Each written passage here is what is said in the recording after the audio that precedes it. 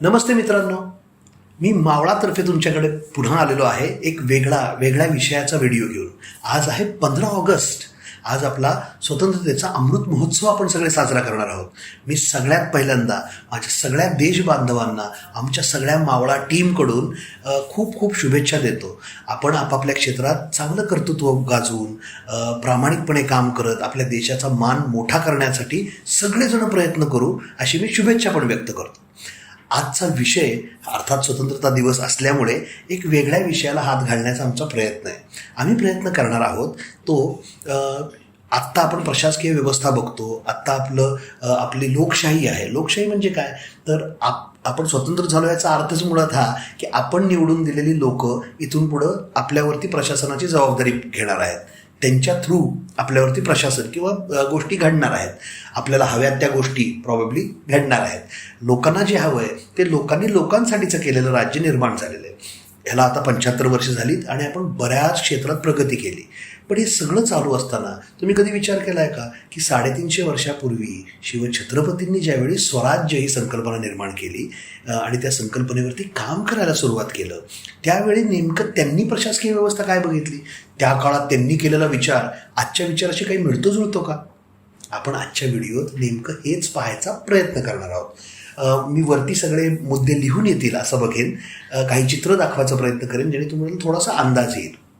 Video आणि विषयाला मूळ हात घालण्यापूर्वी 2 निवेदनं करायची आहेत. आता प्रशासनावर बोलायचं म्हटलं की सद्य परिस्थिती, आत्ताचं गव्हर्नमेंट, त्यांची काम करण्याची पद्धती, आत्तापर्यंत आपण केलेलं विकासाचं काम ह्याच्याबद्दल ओघाने बोलणं येईल. या सगळ्यामध्ये कुठंही कसलाही राजकीय असा विचार व्यक्त नाही करायचा. हा 100% अराजकीय असं सगळा विषय आहे. शिवछत्रपती हे राष्ट्रपुरुष आहेत. त्यांच्याबद्दल बोलताना राजकारण कसलं येणार? आपण तरी ते करणार नाही आहोत. त्यामुळे ते एक. आणि दुसरं म्हणजे आम्ही बोलत असताना ना अनेक उदाहरणं ज्यावेळी स्क्रिप्ट आम्ही वाचतो त्यावेळी काही उदाहरणं आम्हालाच थोडीशी बाळबोध वाटतात, साधी सोपी वाटतात किंवा अगदीच स्पून फिडिंग करतोय असं वाटतं. पण आपला प्रयत्न असा आहे की कॉन्टेंट जो बनेल तो अगदी लहान मुलांपासून सगळ्यांना कळावा, पोहोचावा असा उद्देश आहे. त्यामुळं थोडंसं अगदी खूप सोपं वाटत असेल तर थोडं सोडून द्या. आम्ही तो अगदीच लहान मुलांना पण कळावा म्हणून बनवलेले हे सगळे व्हिडिओ असणार आहेत. चला तर मग आपण मूळ विषयाकडे जाऊयात. पहिला मुद्दा शिवछत्रपतींचं प्रशासन आणि व्यवस्था, प्रशासकीय व्यवस्था ज्याला म्हणतो आपण. सगळ्यात पहिल्यांदा ना आपल्याला समजून घ्यायला पाहिजे की त्या काळात शिवकाळात महाराजांपुढं असलेलं आव्हान किंवा त्या काळातली राजकीय परिस्थिती काय होती. तर अर्थात त्यावेळी राजेशाही होती. प्रत्येक सुभ्यावरती, प्रत्येक प्रभागांवरती वेगवेगळे राजे राज्य करायचे. वेगवेगळ्या शाह्या होत्या. उत्तरेला मुघल होते. आता आपण पुण्याचा किंवा महाराष्ट्राच्या पश्चिम भागाचा विचार केला, प्रॉमिनंटली हा सगळा सुभा आदिलशाहीत होता. पुणे सुभासुद्धा आदिलशाहीतच होता. आणि आदिलशाहीकडनं शहाजी राजांना दिलेला हा सुभा होता. म्हणजे शहाजी राजे हे जहागीरदार होते आणि त्यांचा युवराज म्हणून पुण्यात येऊन महाराजांनी काम सांभाळलं होतं. आता या काळात प्रशासन चालायचं कसं? आदिलशाहीत आपण असल्यामुळे राजा बसलेला असायचा विजापूरला, बरोबर? विजापूर राजधानी होती आदिलशाहीची. तर राजा तिथे बसलाय आणि तो इथे प्रशासन कसं करायचा? तर इथे प्रशासकीय अधिकारी नेमले जायचे. कोण होते हे अधिकारी? मग पाटील, सरपाटील, देशमुख, सरदेशमुख, कुलकर्णी, देशपांडे, वतनदार, जहागीरदार हे सगळे लोक हे प्रशासकीय अधिकारी असायचे. आता राजाची गंमत अशी असायची, राजाला त्याचा खर्च चालवायला, सैन्याचा खर्च चालवायला लागणारा पैसा फक्त त्याला मॅटर करायचा. त्याला घेणं देणं फक्त पैशांची असायचं. म्हणजे तो काय करायचा? हा सुभा आहे ना, यातनं मला 2 लाख एवढं उत्पन्न पाहिजे. ते 2 लाख मिळवून आणायचं काम ह्या लोकांवर असायचं. आता ह्या लोकांच्या क्षमतेवरती ते अवलंबून असणार की किती पैसे जात आहेत. पैसे तर तेवढेच जायला लागणार. म्हणजे दुष्काळ पडो किंवा उत्पन्न तेवढं नाही झालं तरीसुद्धा उत्पन्न किती होतं आहे त्याचं काही फरक कुणाला नव्हता. सगळ्यांना काय व्हायचं असायचं की तेवढे पैसे परत येतात ना. मग आता हे सगळं प्रशासकीय व्यवस्था ही मुळात व्यवस्था नव्हतीच. प्रशासकीय अधिकारी होते आणि त्यांच्या हातात हे सगळं होतं. म्हणजे सगळं काही अवलंबून कोणावर आहे? प्रशासकीय अधिकाऱ्यांवर. म्हणजे वतनदार चांगला असेल, शिवकाळातलंच उदाहरण द्यायचं झालं तर जेधे, पासलकर हे वतनदारच होते. मग ह्या वतनदारांच्या विरुद्ध जनमत कधीच नव्हतं, कारण की ह्यांनी कायम लोकांच्या हिताचे पण विचार केले. स्वतःचं राहणीमान उच्च असणार हे ठीक आहे, वतनदार म्हटल्यानंतर ते असणार, पाटील म्हटल्यावर ते असायलाच पाहिजे. पण त्याच्याबरोबर लोककल्याणकारक विचार आणि न्यायदानाची पद्धत किंवा सुभ्यातली अडचणी सोडवणं ही कामं यांनी स्वतः करायचे. त्यामुळं असे वतनदार हे व्यवस्थित लोकांमध्ये स्वीकारले जायचे. पण आपल्याला त्याच काळातले मोहिते किंवा खोपडे अशी उदाहरणं आहेत की ज्यांच्याबद्दल लोकांमध्ये जनमानसात चांगले विचार नव्हते. का नव्हते चांगले? कारण की त्यांनी फक्त रयतेचं शोषण केलं. राजाला ह्यांनी फरकच नव्हता पडत. राजाला फक्त पैसे पाहिजेत. अशी व्यवस्था असणं हे फार दूरदर्शी, जर आपल्याला मोठं राज्य मोठं उभं करायचं आहे तर फार वेळ टिकणारी ही पद्धती नाही. त्यात वतनदाराचा मुलगा पण वतनदार, कुलकर्णीचा मुलगा कुलकर्णी, अशी पण प्रथा होती. आता ही प्रथा मोडून काढायची हे महाराजांच्या दूरदर्शी डोक्याला लक्षात आलं होतं. पण सुभ्यात आले तेव्हा स्वतः जहागीरदार म्हणून आले होते आणि सगळे बरोबर त्यांना जी मदत करणारी लोक होती ते सगळी वतनदारच होते. ह्याच पाटील कुलकर्णींकडनं त्यांना काम करून घ्यायचंय आणि त्यांनाच ती व्यवस्था बदलायची. तर महाराजांनी सगळ्यात पहिल्यांदा हे केलं. हळूहळू वतनदारीमध्ये वतनदारांची जी प्रस्थ होतं ते थोडंसं कमी केलं. कर गोळा करायची जबाबदारीतून वतनदारांना मुक्त केलं. प्रशासन कर गोळा करेल ती तुमची जबाबदारी नाही. हा सगळ्यात मोठा आणि खूप विचारपूर्वक केलेला निर्णय होता. तुम्ही आत्ताचं उदाहरण बघितलं वर्तमानाचं तर असं बघायला मिळतं. एखाद्या गावाला एखादा चांगला धडाडीचं नेतृत्व मिळतं. तो राजकारणात पुढे जातो आणि मग सगळ्यात सुभ्याचा, त्या गावाचा, त्या जिल्ह्याचा विकास होत जातो. बरोबर? मग अशी विकासाची बेटं निर्माण होतात. ज्या भागातला नेता चांगला त्या भागातल्या लोकांची कामं पटापट होत आहेत, तिथं निधी जमा होतोय, तिथं विकासाची कामं होत आहेत. शेजारचाच भाग जिथे त्याचं उत्पन्नाची माध्यमं सगळी सेम तरीसुद्धा त्याची विकास होत नाहीये. ही जी विकासाची बेटं अजून सुद्धा होत आहेत 2022मध्ये, ती होऊ नयेत ह्याचा विचार महाराजांनी 350 वर्षांपूर्वी केला होता की नाही? दूरदर्शी नेतृत्व ह्यालाच म्हणतात. आता दुसरं उत्पन्नाचं माध्यम काय आहे? तर शेती. त्या काळात दुसरे बिझनेस ॲज सच फार मोठे नव्हते. सगळ्यात जास्त अवलंबून असायला लागायचं शेतीवरती. तर शेतीवरती महाराजांनी कर किती द्यायला पाहिजे तर उत्पन्नाच्या प्रमाणात कर हे पहिल्यांदा महाराजांकडून आलं.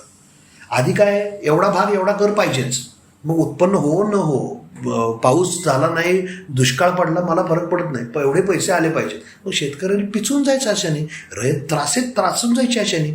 शिवछत्रपतींनी अजून एक रिव्होल्युशनरी विचार केला ज्याच्यामुळं ते स्वराज्य आणि सुराज्य म्हणून आकार घेत गेलं. ह्याचं कारण म्हणजे शेतकऱ्यांचा केलेला हा विचार. तुमची क्षमता किती आहे तर त्या क्षमतेच्या प्रमाणात कर असला पाहिजे. महाराजांच्या काळात तुम्हाला विश्वास नाही बसणार पण काही अंशी कर वाढला होता शेतकऱ्यांवरचा. कसा वाढला होता? कारण की महाराजांनी कर वाढवला पण त्याच्याबरोबर उत्पन्न कसं वाढेल ह्यासाठी पण विचार केला होता. प्रशासकीय व्यवस्था मजबूत करणं याचा अर्थ शेतकऱ्यांना ज्यावेळी उत्पन्न समजलेच आहे की शेतकऱ्यांना 100 एवढं उत्पन्न होतं आहे आणि त्यातले 40 एवढे शेतकरी कर म्हणून देतोय. आपल्याला याच शेतकऱ्याकडनं 80 एवढा कर घ्यायचा आहे. जर त्याचं उत्पन्न 100च राहिलं आणि त्यातले 80 घेतले तर 20च राहतील. बरोबर? मग ते चालेल का शेतकऱ्याला? नाही. महाराजांनी काय केलं, त्याचं उत्पन्न 100 आहे तर ते 200 करूयात म्हणजे आपल्याला 80 बरोबर मिळतील. मग 100चं 200 कसं करायचं? तर मग त्याला बी बियाणं, त्याला शेतीसाठी लागणारे बैल, जनावरं, अजून दुसरे व्यवसाय करण्यासाठीचं निधी किंवा थेट व्यवस्था हे सगळं कर्ज स्वरूपात द्यायला सुरुवात केली. उत्पन्न वाढण्याच्या दृष्टीने राजांनी काम केलं. आता राजांनी उत्पन्न वाढण्याच्या दृष्टीने काम केलं, आपोआपच उत्पन्न त्यामुळे मानाने वाढलं आणि उत्पन्न वाढत असेल तर कर द्यायला कोणाला काय अडचण आहे? हा विचार जो आत्ता आपल्याला रिलेव्हंट वाटतो. आपल्याला आत्ता दिसताना काय दिसतं की शेतकऱ्याचं उत्पादन आम्ही दुप्पट करणार आहोत किंवा हमी देणार आहोत की एवढे एवढे पैसे मिळतील शेतकऱ्याला, किंवा शेतकऱ्याला सौर पंप मोफत दिले जातील, कुक्कुटपालनाचं प्रशिक्षण दिलं जाईल. या सगळ्या गोष्टी आता ज्या दिसतात आपल्याला त्या होऊ शकत आहेत, त्या केल्या जात आहेत. ह्याच्या मागचा उद्देश हा शिवछत्रपतींनी 350 वर्षापूर्वीच केल्याचं आपल्याला दिसतं. बरोबर आहे? सो प्रशासकीय व्यवस्था करताना ह्या गोष्टी किती महत्त्वाच्या आहेत हे फार फार गरजेचं आहे आणि एका नेतृत्वाने हा विचार करायला पाहिजे. शिवछत्रपतींचं राज्य हे सुराज्य किंवा त्यांना जाणता राजा म्हटलं जातं ह्याचं कारणच मुळात हे आहे. ठीक आहे, इथपर्यंत तुम्ही आहात माझ्याबरोबर. दुसऱ्या मुद्द्यावर जायचं आपण. दुसरा मुद्दा आहे आर्थिक नियोजन. कितीही काही झालं ना तरी एक गोष्ट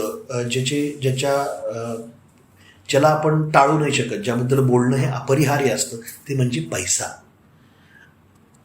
कुठलंही प्रशासन चालवायचं असेल तर त्याला पैसा लागतो.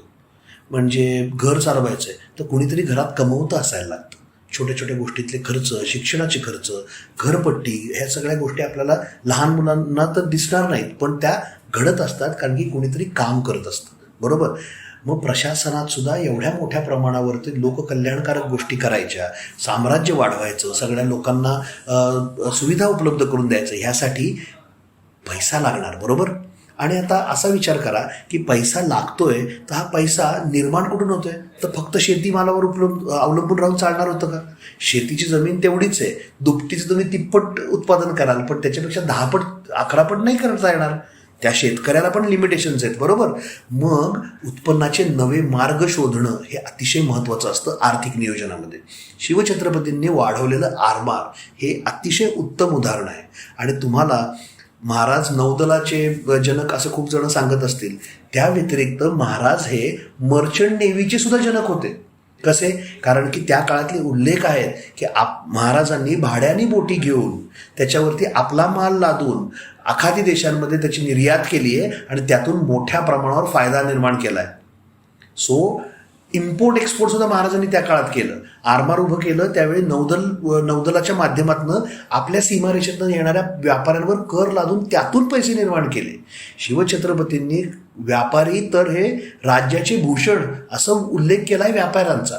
बिझनेस वर्ल्डबद्दल आत्ता जे आपण परसेप्शन किंवा चर्चा बघतो की व्यापारी म्हणजे बिझनेस म्हणजे काहीतरी चोरीच, किंवा बिझनेस म्हणजे तो खूप श्रीमंत आहे. श्रीमंत असणं हे काही गुन्हा नसतो, हे पहिल्यांदा महत्त्वाचं लक्षात घेतलं पाहिजे. आपण व्यापाऱ्यांना जे बोलतो, व्यापाऱ्यांबद्दल जे विचार आहेत आपले, तसे विचार शिवछत्रपतींनी तरी कधीच ठेवले नव्हते. व्यापारी हे भूषण म्हणूनच मानले आणि व्यापाराला महाराजांनी स्वतःही व्यापार केला आणि स्वतः त्याला प्रमोट पण केलं. त्याच्या वाढीसाठी पण त्यांनी लक्ष दिलं. आता दुसरं त्याच्या पुढचा मुद्दा म्हणजे दुर्गांचा केलेला वापर. आपल्याला दुर्ग म्हणजे आता छान सहलीसाठी पावसात वरती गडावर जायचं, गार वारा आणि ह्या गोष्टी माहिती आहेत. पण आपल्याला हे माहिती आहे का, किंवा आपल्याला हे पण माहिती आहे की मोठ्या मोठ्या युद्धांमध्ये आपण दुर्गांचा वापर हा स्वतःचं संरक्षण करण्यासाठी केला होता. बरोबर. अनेक युद्ध दुर्गांवरती झालेली आहेत. तर दुर्ग हे फक्त संरक्षण करण्यासाठीचं स्थान असं म्हणून माहिती आहे आपल्याला. पण दुर्गांचा व्यापाराच्या दृष्टीने किंवा आर्थिक नियोजनाच्या दृष्टीने काय उपयोग होता? हे सगळे दुर्ग आहेत हे व्यापारी मार्गांवर होते. राज्याभिषेकाच्या अगदी जवळ आला राज्याभिषेक तरी सुद्धा पन्हाळगड महाराजांना हवा आहे. याचं कारण हे होतं की पन्हाळगड स्वराज्यात असला की तिथून जो घाटावरनं माल सगळा विजापूरच्या दिशेने जाणार आहे, त्या सगळ्या मालावरती लादलेला कर आपल्याला मिळणार. बरोबर. दुर्गांचा हा वापर हा अतिशय महत्त्वाचा आहे. जावडी घेतल्यानंतर प्रतापगड बांधण्याचं महत्त्वाचं कारण तिथं अफजलाला बोलवायचं म्हणून नव्हतं. त्याचं महत्त्वाचं कारण हे होतं, एकदा प्रतापगड बांधला तर त्याच्या आजूबाजूनी महाड किंवा त्या काळातली जी बेटं होती, व्यापारी बेटं, तिथून आलेले व्यापारी घाटावरती येतात. तर तो जो ट्रेड रूट वापरतात तिथं आपण आपलं आधिपत्य असलं पाहिजे. वर्तमानातलं उदाहरण बघायला गेलं तर अफगाणिस्तानच्या दक्षिणेला आपण जे चाबाहार पोर्ट डेव्हलप करण्यासाठी पैसे खर्च करतोय, किंवा अगदी बांगलादेशमध्ये जाऊन आपण जे ड्रेसिंग करतोय ब्रह्मपुत्रेत, म्हणजे तिथं आपल्याला नौका येतील असा आपण प्रयत्न करतोय, दुसऱ्याच्या जागी जाऊन पैसे खर्च करतोय. ह्याचं कारण पुन्हा एकदा एक ट्रेड रूट जर सक्षम झाला तर त्यातून मिळणारे पैसे हे स्वराज्याच्या किंवा कुठल्याही प्रशासकीय व्यवस्थापनासाठी वापरता येईल. व्यापाराबद्दलच पुढं बोलताना अजून एक महत्त्वाची गोष्ट झालं असं होतं त्या काळात की आपल्याकडं आपलं जे खडे मीठ होतं त्याची मागणी अचानक घटली. का घटली होती?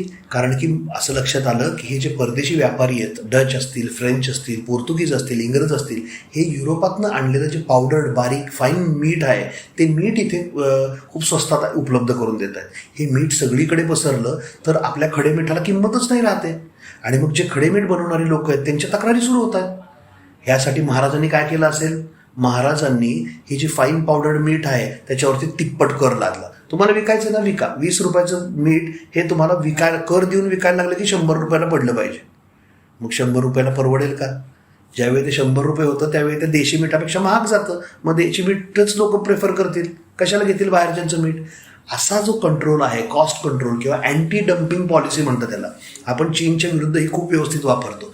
आपल्याला माहिती आहे का, याचं वर्तमानातलं उदाहरण द्यायचं म्हटलं तर साखर हे आपल्या देशात सरप्लस आहे. म्हणजे किती आहे, आपल्या सगळ्या देशवासियांना जेवढी साखर लागते त्यापेक्षा जास्त साखरेचं उत्पन्न भारतात होतं.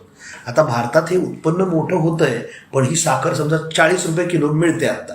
पण तुम्हाला कल्पना आहे का, जर चीनमध्ये बनलेली साखर भारतात आणून विकली तर ती 20 रुपयालाच पडेल. तिथे बनवून इकडे आणून इकडे विकून प्रत्येकाला जरी पैसे दिले तरी सुद्धा 20 रुपयात ती साखर उपलब्ध होईल. मग जर 20 रुपयात साखर मिळत असेल तर आपल्या देशात बनलेली साखर कोणी विकत घेईल का? नाही. 40 रुपये दुप्पट पैसे कोणी देईल? मग ती चीनमधली साखर इथं आली तर आपली साखर खपणार नाही. आपली साखर नाही म्हणजे आपले कारखाने संपले. आपले कारखाने संपले म्हणजे आपले ऊस उत्पादन करणारे शेतकरी संपले. हे चालणार आहे का प्रशासकीय आपल्या म्हणजे व्यापार म्हणून आपल्याला स्वस्त पडतंय चीनमधून आणणं, पण म्हणून ते आपल्या देशवासियांच्याच विरोधात जात आहे. बरोबर. मग यावेळी काय करतं सरकार? अगदी तेच करतं जे 350 वर्षापूर्वी शिवछत्रपतींनी केलं होतं. काय केलं? आपण आत्ता चीनवरनं येणाऱ्या साखरेवरती 200-300 पट कर लागतो. मग ती 20 रुपयाला जी इथे विकली जाणार होती साखर ती 80 रुपयाला होते जर इथं विकायची झाली तर. मग कशाला ती कोण घेईल? अशा पद्धतीने जे आपण आधुनिक आत्ता आंतरराष्ट्रीय उद्योगात जे आपण साधन वापरतो किंवा ज्या युक्त्या वापरतो आपल्या इथल्या बनलेल्या मालाला प्रमोट करण्यासाठी, त्या युक्त्या महाराजांनी 350 वर्षापूर्वी वापरल्याचं आपल्याला दिसतं. आहे की नाही गंमत? दुसरं अजून पुढे जायचं म्हटलं तर तिसरा मुद्दा, आपण पहिल्यांदा काय बघितलं? प्रशासकीय व्यवस्था बघितलं, आर्थिक नियोजन बघितलं. आता बघूया लोककल्याणकारक, म्हणजे लोककल्याणकारक योजना. शिवछत्रपतींना जनतेचा राजा म्हणतात, हे सगळं आहे. म्हणजे आज त्या काळात औरंगजेबाने पण स्वतःला आलमगीर म्हणून घेतलं होतं, त्यामुळे तो आलमगीर होत नाही. आलमगीर त्याला टिकलं नाही ते त्यांनी घेतलेलं बिरुद, त्याचं कारण की तसा वागला नाही. शिवछत्रपती मात्र अजून सुद्धा जाणते राजे म्हणवले जातात. बरोबर. त्याचं कारण होतं त्यांनी अंमलात आणलेल्या लोककल्याणकारक योजना.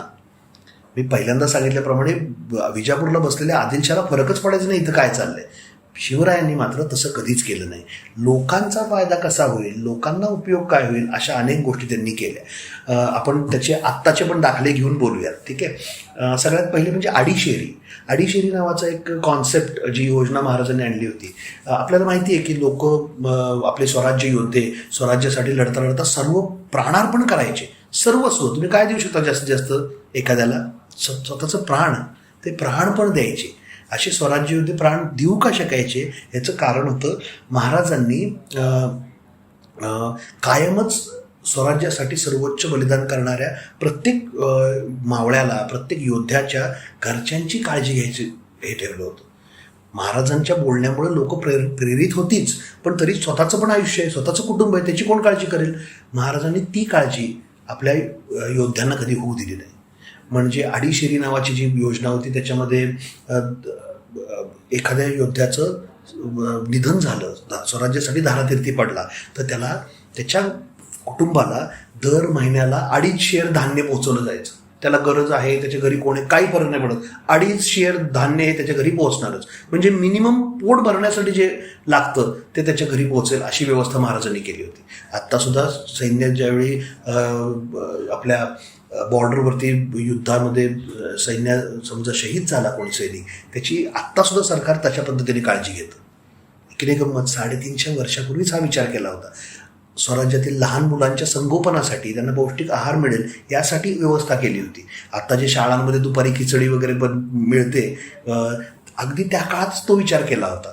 किंवा अडीशेरीचं उदाहरण जे आहे ते बिलो पॉवर्टी लाईन, आपले जे गरीब रेखेच्या खाली मुलं आहेत, खाली व्यक्ती आहेत, त्यांना रेशन कार्डवरती स्वस्त धान्य मिळतं. हे आत्ता चाललंय, ते 350 वर्षापूर्वी महाराजांनी विचार करून ठेवला होता. त्याच्यानंतर कुटुंब पेन्शन योजना. आपल्याला आता माहिती आहे की अनेक जण सरकारी नोकर असतात किंवा प्रायव्हेटमध्ये, आता बंद झाली. आधी तर असं होतं की आयुष्यभर काम केलं, नंतर काय, निवृत्तीनंतर काय करणार? तर निवृत्तीनंतर जेवढा पगार आहे त्याच्या काही प्रमाणात तुम्हाला पैसे मिळतात, त्याला पेन्शन म्हणतात. आणि ती पेन्शनवरती अनेक वयस्कर लोक आत्ता त्यांचा उदरनिर्वाह करू शकतात. तुम्ही असा विचार करा, स्वराज्यासाठी एखादा सैनिक हा आयुष्यभर खपला, आयुष्यभर त्यांनी कष्ट केले, तर तो निवृत्त झाला, आता त्याला युद्ध नाही करता येते, त्यांनी काय करावं बरं? त्याला त्याच्या पण व्यवस्था केली पाहिजे ना. महाराज हे पहिले असे राजकर्ते होते ज्यांनी पेन्शन सुरू केली होती. अख्ख्या कुटुंबाला पेन्शन मिळायची. निवृत्तीच्या वेळेस तुमचं वेतन काय होतं त्याच्याप्रमाणे ती पेन्शन ठरली असायची. अगदी तोच नियम आत्ता 2022 मध्ये सुद्धा सुरू आहे. 350 वर्षापूर्वी विचार करून ठेवलेले महाराजांच्या या योजना आहेत. लोककल्याणकारी योजना ह्या अतिशय महत्त्वाच्या असतात सगळ्याच दृष्टीने. महाराजांना कायम असं वाटायचं की म्हणजे आज्ञापत्रात महाराजांच्या निर्देशांप्रमाणे असं म्हटलेलं आहे की सैन्य जर मोहिमेवर जात असेल तर त्यांनी शेतांवरनं जाऊ नये, त्यांनी बांधांवरनं जावं. शेतकऱ्याच्या भाजीच्या देठालाही धक्का लागणार नाही अशी महाराजांची सैनिकांकडनं अपेक्षा होती.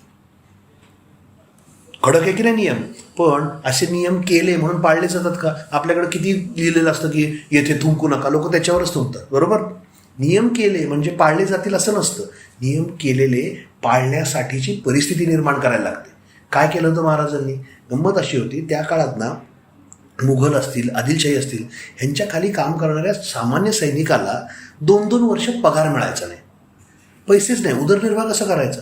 खाणं पिणंच ठीक आहे, प्रशासन बघतंय, पण त्याच्या व्यतिरिक्त माणसाच्या गरजा असतात, त्याच्यासाठी पैसे कुठून आणायचे? तर मग काय, त्यांच्याकडे काय पर्याय होता? जिथं ज्या सुभांवरती प्रभाव पडेल, जो सुभा ते जिंकून घेतील तिथल्या लोकांना लुटायचं. महाराजांना माहिती होतं की अशा प्रकारच्या सैन्याचा तिरस्कार करते सामान्य जनता. आपल्या सैन्याने असं करता कामा नये. महाराजांनी एका ठिकाणी पत्रात लिहिलंय, तुम्हीही तसंच वागाल तर लोक म्हणतील त्यांच्यापेक्षा मुघल बरे आणि त्याचं पाप तुमच्या डोक्यावर लागेल. अशा आशयाचं पत्र आहे महाराजांचं. महाराजांना काय माहिती होतं की हे जर आपल्या सैन्याने असं वागायला नको असेल तर त्यांना आर्थिक त्यांची बाजू सांभाळली पाहिजे. महाराजांनी फार आधीपासून सैन्याला वेळेवर पगार मिळेल अशी व्यवस्था केली होती. पगार द्यायला पगारी माणसं ठेवली होती. ह्याचा उद्देशच हा होता की एकदा ती बाजू संपली, म्हणजे ती काळजी सैनिकाची मिटली, तर मग सैन्य आपण सांगू तसं करायला काहीच हरकत नाही. तो कशाला भाजीचं देटावरती जाईल का?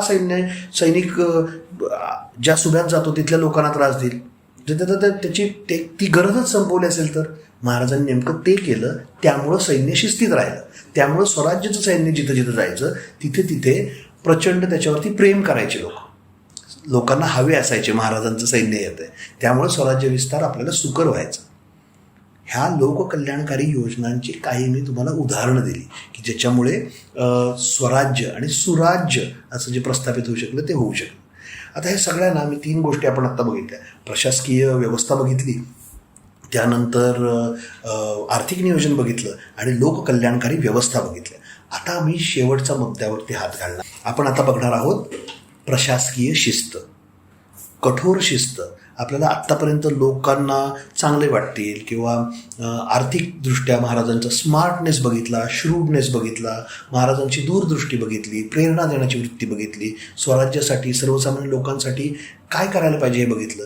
पण हे सगळं करणाऱ्या प्रशासनाला किंवा प्रशासकीय वर्गाला किंवा राज्यकर्त्याला कठोर असणं पण तेवढंच गरजेचं असतं.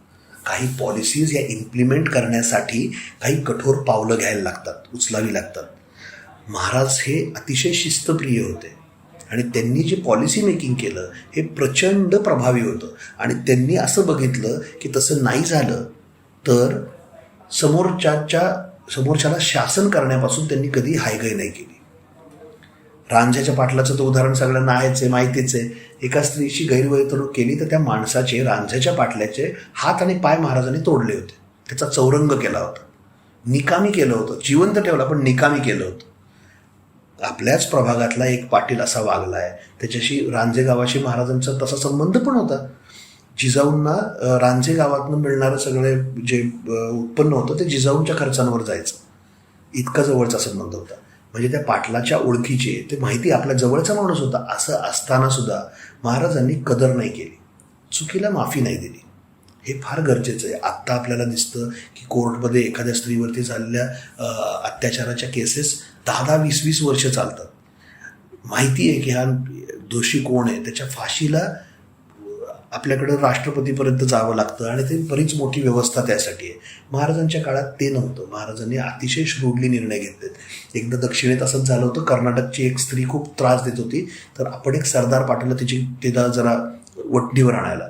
ती शांत झाली, पण तिच्याकडनं नंतर तक्रार आली की ह्या माणसाने माझ्याशी गैरवर्तन केलंय. महाराजांनी आपल्या सरदाराचे डोळे काढायचे आदेश दिले होते. सो नेतृत्व खंबीर आणि शिस्तप्रिय आणि कठोरही असायला लागतं. आत्ता दुसरं अजून एक पुढचं उदाहरण द्यायचं म्हटलं तर आत्ता असं दिसतं आपल्याकडं की महाराजांना सिक्युलर हा खूप आवडता शब्द आहे सगळ्यांचा, सगळे टॉलरंट आणि सगळ्यांना समजून घेऊन चालू. महाराजांच्या काळात अतिशय श्रूडली, अतिशय कठोरपणे महाराजांनी स्वतःच्या धर्माच्या रक्षणा करताना कुठलीही हायगाय बाळगलेली होती. पोर्तुगीज पादऱ्यांचा ह्याच्यात चांगला उदाहरण देता येईल. पोर्तुगीज हे गोवावरती प्रशासन करायचे. गोवा हा आपला आत्ता भारतात सुद्धा स्वातंत्र्यानंतर बऱ्याच वर्षांनी गोवा भारतात विलीन झाला. गोव्यावरती पोर्तुगीजांचं राज्य होतं.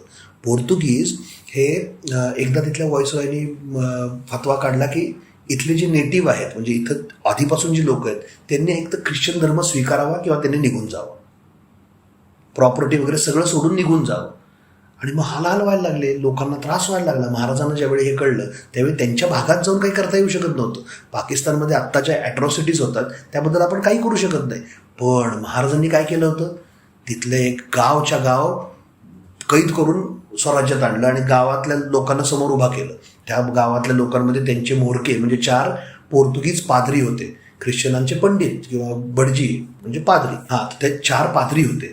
आता ह्या 4 पादऱ्यांना महाराजांनी सांगितलं की तुम्ही हे जे करताय गोव्यामध्ये ते अयोग्य आहे. आमच्या इथल्या धर्माचं रक्षण करण्याची माझी जबाबदारी आहे आणि हे नाही चालणार माझ्या इथं, तुम्ही हे ताबडतोब थांबवा.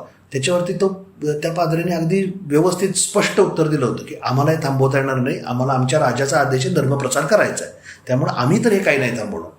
महाराज म्हटले की मग एक काम करा, तुम्ही आता इथं आलाय ना, तुम्ही आता माझ्या राज्यात आहात, हिंदू व्हा, मी तुम्हाला हिंदू करून टाकतो. तर ते म्हटले आम्ही मरू पण आम्ही होणार नाही. इतकी कडवट उत्तर त्यांच्याकडनं ज्यावेळी आली त्याच्यावरती एकच मार्ग राहिला होता. दुसऱ्या दिवशी त्या व्हॉइसरॉयकडे या 4 पोर्तुगीज पादऱ्यांची फक्त मुंडकी गेली. जो मेसेज जायला पाहिजे, जो निर्णय सांगायचा होता तो व्यवस्थित पोहोचवला की तुम्ही हे करा, हे जे तुमचं चाललंय ते थांबवा, नाही तर मला ॲक्शन्स घेता येतात. हे जे कठोरपणे सांगणं होतं ते व्यवस्थित महाराजांनी केलं. परिणाम काय झाला, दुसऱ्या दिवशी तो फतवा काढून टाकला आणि लोकांचं जगणं सुकर केलं. हे जे शिस्तीच्या गोष्टी आहेत ह्या अतिशय महत्त्वाच्या असतात. एक प्रशासनाला ती खूप गरजेच्या. हे झालं पोर्तुगीज. तुम्ही असा विचार करा, समजा आपल्यातल्या कोणी फितुरी केली तर त्याची शिक्षा काय होती. एखाद्या गडकऱ्याने फितुरी केली म्हणजे सैन्याला वाट करून दिली तर आपला दुर्ग पडल्यानंतर आपलं स्वराज्य कसं टिकेल. मग एखाद्या गडकऱ्याने, दुर्गाच्या रक्षण करणाऱ्यांनी जर अशी फितुरी केल्याचं कळलं तर त्याचं काय करा सांगितले माहिती आहे का महाराजांनी. त्याचं मुंडकं छाटा, भाल्याच्या टोकावर ते अडकवा आणि सगळ्या दुर्गभर फिरवा की ह्या माणसाने फितुरी केली, ह्याला अशी शिक्षा दिली. हे लेखी आहे, अशी शिक्षा द्यायची म्हणून. एकाही माणसाने तशी शिक्षा उपभोगली नाही, त्याचा कुणाला त्रास झाला नाही, कारण की कोणी फितुरी करायची हिंमतच नाही केली. प्रशासन हे कठोरही असायला लागतं. हे 350 वर्षांपूर्वी महाराज सांगून गेले. आपण पण काही बाबतीत कठोर असणं गरजेचं आहे असं फक्त मला सांगायचं आहे. काही शिस्ती ह्या पाळल्या नाहीत तर केऑस होईल. सिग्नलला आपण थांबतो, ते रेड लागला की थांबतो. पोलीस असेल तर थांबतो, बरोबर. पोलीस असेल तर कधी कधी पळून जातो. हे जे सहजच नियम मोडायचं जे दिसतं ते होऊ नये म्हणून प्रशासनानं कठोर होणं गरजेचं असतं, जे महाराज 350 वर्षांपूर्वी होते. माझे 4ही मुद्दे आता आपण कव्हर केलेले आहेत. मी सांगायचा प्रयत्न केला की ओव्हरऑल 350 वर्षांपूर्वी शिवछत्रपतींच्या विचारांमधलं स्वराज्य, दुसऱ्या कुठल्याही राजाच्या राज्याला स्वराज्य नाही म्हटलं गेलं. आदिलशाही होती, निजामशाही होती, मुघलांचे तर स्वतःच काय होते. पण शिवछत्रपतींनी उभारलेल्या राज्याला श्रींचं राज्य किंवा स्वराज्य असं म्हटलं गेलं. ह्याचं कारण होतं त्या नेतृत्वामधले असलेल्या हे सगळे गुण. शिवचरित्र आज सुद्धा आपल्याला खूप खूप शिकवतं. 350 वर्षांपूर्वी घडून गेलंय, मग आता त्याचं काय, असं अजिबात नाहीये. हे मी तुम्हाला दाखले देऊन सांगायचा प्रयत्न केला. मी पुन्हा एकदा माझ्या सगळ्या देशबांधवांना मावळाच्या तर्फे खूप खूप शुभेच्छा देतो आणि शिवचरित्रातनं आपण खूप शिकूयात आणि त्यांचा सच्चा मावळा बनून आपल्या राष्ट्राचं नाव मोठं करण्यासाठी, कर्तृत्व गाजवण्यासाठी पण मी सगळ्यांना शुभेच्छा देतो. Thank you so much. जय शिवराय.